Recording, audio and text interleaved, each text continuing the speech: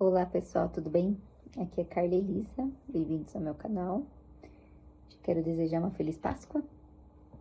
Hoje é dia 7 de abril de 2026. Eu estou aqui preparando uma ministração e eu vou falar sobre Moisés, as desculpas de Moisés. Então, decidi gravar esse vídeo, vou deixar uma reflexão para nós. Para quem não sabe, as desculpas de Moisés está lá em Êxodo, capítulo 3 e capítulo 4. Vai falar do chamado de Moisés, quando ele viu aquela sarça ardente, uma passagem bem conhecida, né? Então Moisés viu aquela sarça que estava queimando, mas não se consumia. E ele se aproximou para ver, né, o que estava acontecendo. E o Senhor falou: Moisés, Moisés, tire a sandália dos seus pés, porque o lugar onde você está é santo. E ali o Senhor fala com Moisés, fala que o Senhor tem visto o sofrimento do seu povo, o povo hebreu lá no Egito, e que o Senhor tinha descido para livrar e que usaria Moisés como libertador. Mas ali, Moisés, perante esse chamado tão grande, né, tão profundo, ele ficou com medo. E aí ele deu várias desculpas para o Senhor. A primeira desculpa de Moisés era: quem sou eu para ir a Faraó e tirar do Egito os filhos de Israel? Está no capítulo 3, no versículo 11. Então Moisés falou: quem que sou eu? Qual é a minha importância, né? Nesse papel tão grande? Eu imagino que Moisés pensou: é o seu povo, né? Tão numeroso, quase 3 milhões de pessoas. Como que eu vou tirar esse povo do Egito? Mas a resposta do Senhor era: eu estarei com você. Então não importa quem você é, não importa as nossas deficiências, não importa as nossas mazelas, mas importa que o Senhor está conosco. Segunda pergunta de Moisés para o Senhor. Segunda indagação: mas qual é o seu nome? Como que eu vou falar quem é o Senhor que apareceu para mim? E aí o Senhor respondeu, né? Eu sou o que sou.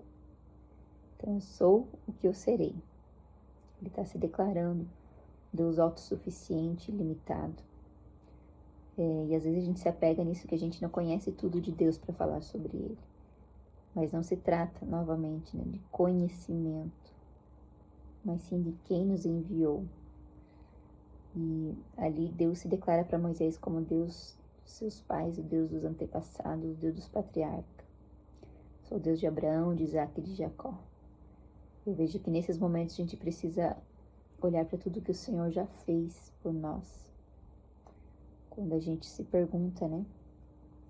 Qual é o seu nome? Quem é o Senhor? Quem é o Senhor? Quem é o Senhor para você?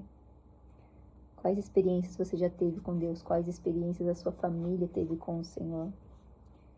A gente não pode deixar de pensar em tudo que o Senhor já fez por nós.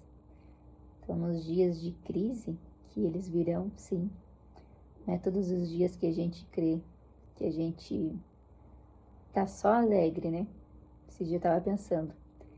Tem dias que a gente segue sorrindo, parceiro da vida. E tem dias que você tá sangrando.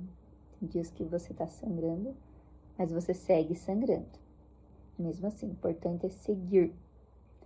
Mesmo quando a gente não vê, né? A gente não anda pela vista, a gente anda pela fé. Terceira pergunta de Moisés: como que o povo vai acreditar que me enviaste? Moisés falou: eles não vão acreditar em mim. Como que eles vão acreditar? Né? Moisés já estava 40 anos no deserto de Midian. Viveu os outros 40 anos lá no Egito, sendo um egípcio. Então talvez ele se sentia meio egípcio, meio hebreu, não sei. Mas ele falou: o povo não vai acreditar em mim. Moisés já tinha sido rejeitado uma vez, né? Ele já fugiu porque ele tinha matado um capataz egípcio que estava judiando de um escravo hebreu. E aí no outro dia ele foi apartar uma briga entre os hebreus. E aí um dos hebreus já falou para ele: quem que te constituiu juiz sobre nós? Então ali Moisés já tinha sofrido uma rejeição. Talvez Moisés já estava sentindo esse chamado de libertador anos antes, né? Mas quem que vai acreditar em mim? Eu vou falar para as pessoas sobre Deus, vou falar da Bíblia, mas quem que vai acreditar em mim? Quem que vai acreditar na minha mensagem? As pessoas não vão acreditar em mim. E aí o Senhor deu alguns sinais a Moisés, né? E essa fica a pergunta: quem que vai acreditar em nós? Mas eu acredito que, na verdade, essa pergunta revela a nossa falta de fé, né? Porque a gente não acredita no Senhor, não acredita na mensagem. E a gente acha que os outros não vão acreditar também. O Evangelho é loucura, né? Para os homens. Quarta desculpa de Moisés: não sei falar, Senhor. Lá no capítulo 4, no versículo 10. Eu nunca fui eloquente.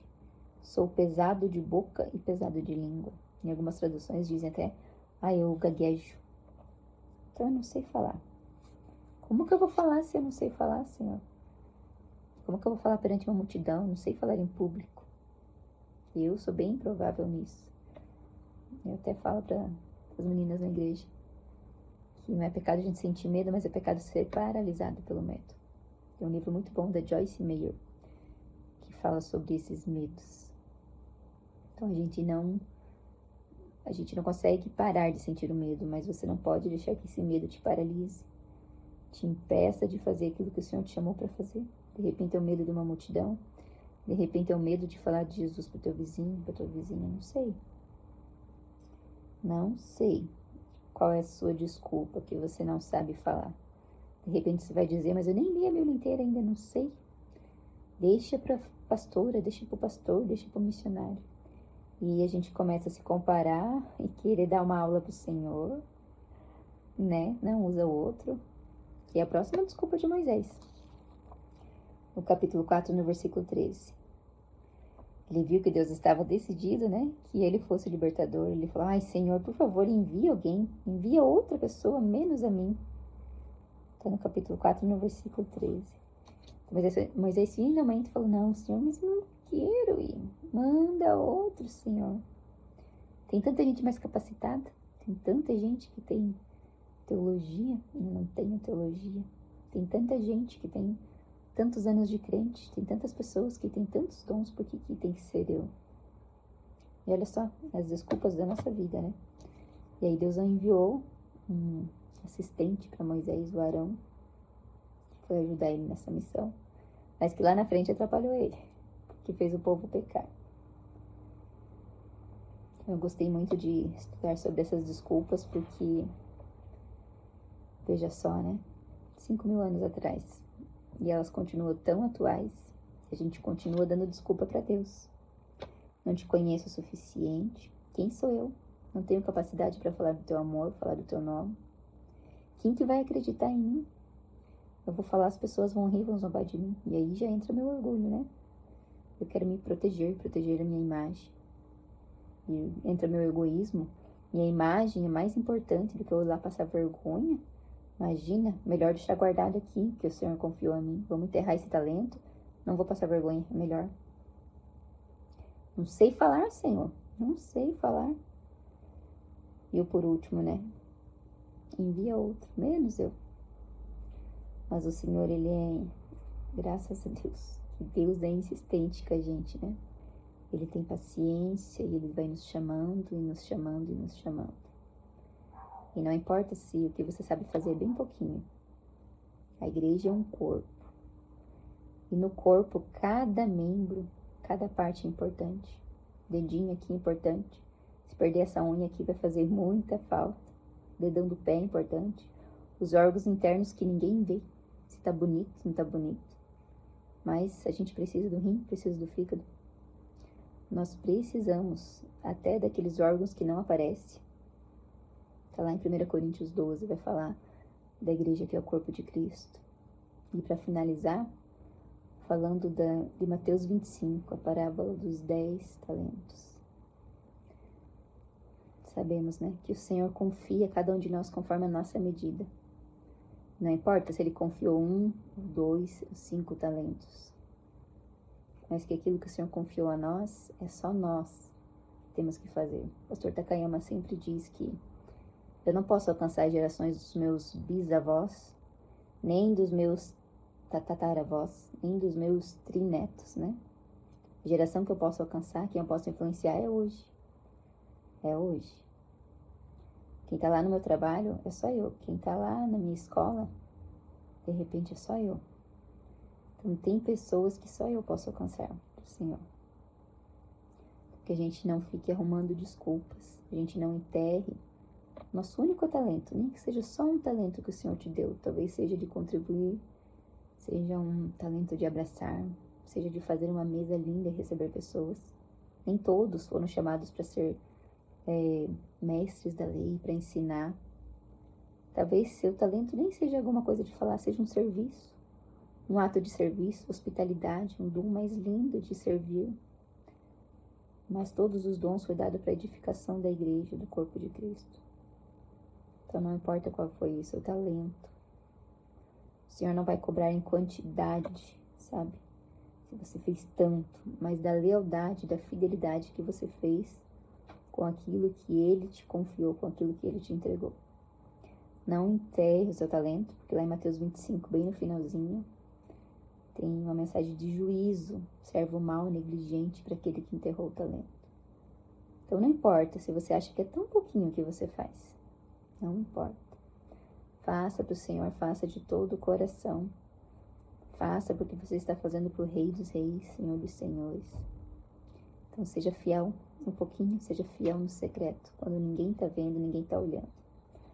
Mas seja fiel, para de arrumar desculpa e vai fazer o que o Senhor te chamou, tá? Abraço, Deus abençoe.